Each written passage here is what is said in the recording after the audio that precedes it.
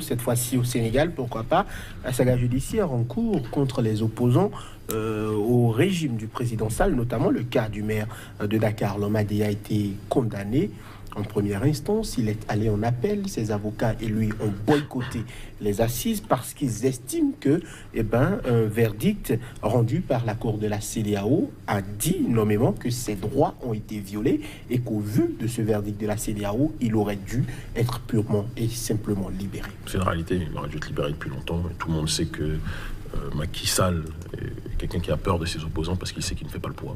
C'est quelqu'un qui, politiquement parlant, n'est pas au point. Tout le monde le sait, dans son pays en priorité. Et donc, il essaie d'asphyxier tous ses opposants. Et Khalifa Sall, que j'ai eu l'occasion de rencontrer en prison, qui m'a d'ailleurs étreint chaleureusement, est le candidat à l'heure actuelle le plus crédible de l'opposition, avec un autre que j'apprécie beaucoup, sur certains points en tout cas, qui est Ousmane Sonko.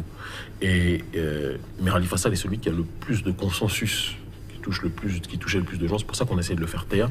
Et ne tombons pas dans les pressions politiques visant justement à discréditer ou à mettre de côté les personnes qui pourraient être des opposants. Moi, j'aurais été sénégalais, je n'aurais jamais voté pour Karim Wade. Mais moi, je sais de sources sûres, j'ai été chroniqueur politique au Sénégal avant de m'en être interdit par Macky, d'accord, interdit de territoire. Macky Sall a peur de Karim Wade pour des raisons qui lui appartiennent, a peur de Khalifa Sall pour des raisons qui lui appartiennent et a peur d'Ousmane Sonko.